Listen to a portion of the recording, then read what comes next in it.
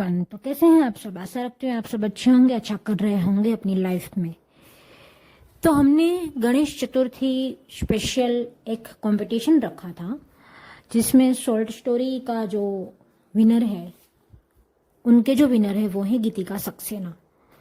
उन्होंने भेजी थी गणेश चतुर्थी के ऊपर एक कहानी जो हमें बहुत ही पसंद आई। गीतिका सक्सेना का जन्म 18 सितंबर 1982 को हुआ। उनका जन्म मेरठ में हुआ। आपने उत्तर प्रदेश तकनीकी विश्वविद्यालय से इलेक्ट्रॉनिक्स में बीटेक भी किया। मल्टीनेशनल कंपनी में सॉफ्टवेयर डेवलपर के पद पर भी वे कई सालों तक कार्यरत थी। उन्होंने आज तक कई सारी कथाएं, लघु कथाएं और कविताएं लिखी हैं। आपको नवप्रज्ञा फाउंडेशन द्वारा नारी रत्न सम्मान 2023 के द्वारा सम्मानित भी किया गया। साहित्य के सितारे पश्चिम बंगाल द्वारा आधुनिक मीरा सम्मान 2023 भी प्रदान किया गया। सुरभि साहित्यिक संस्थान मुंबई और शांति फाउंडेशन गोंडा द्वारा ओजस्विनी नारी सम्मान 2023 भी प्राप्त हुआ। आपको काशी कविता मंच द्वारा मानवीय मूल्य सम्मान 2023 भी प्राप्त हुआ। इन्होंने इतने सारे सम्मान प्राप्त किए और अग्रगण्य लेखिका के रूप में अपने आप को स्थापित किया है। तो चलिए उनकी ही आवाज में उनकी कहानी गणेश चतुर्थी के ऊपर हम सुन लेते हैं।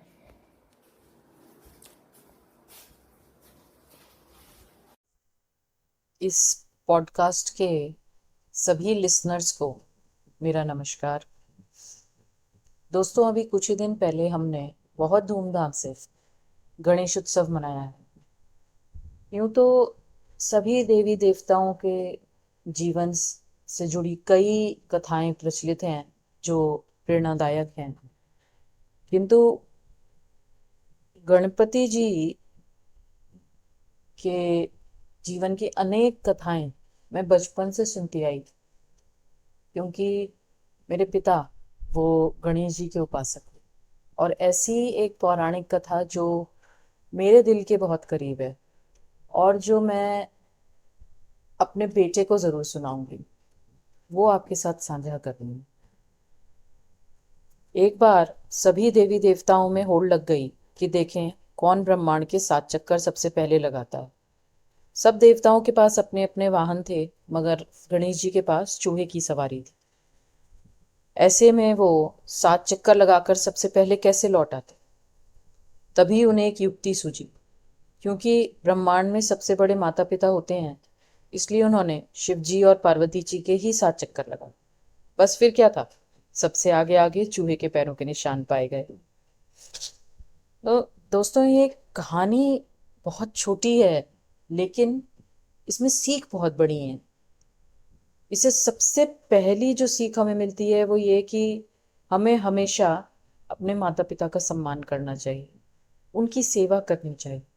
उनके आशीर्वाद और उनकी दुआओं से ही हम दिन दुनी रात चौगनी तरक्की करते हैं।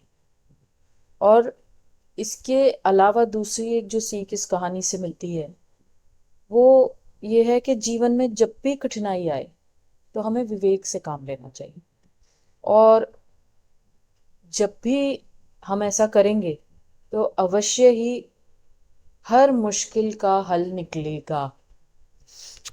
आशा करती हूँ ये कहानी आपको भी अच्छी लगी होगी, शिक्षाप्रद लगेगी।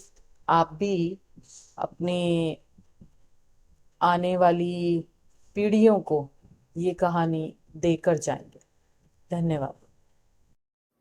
तो ये थी गीतिका सक्सेना जी द्वारा लिखित लघु कथा गणेश चतुर्थी के विशेष पर्व के ऊपर।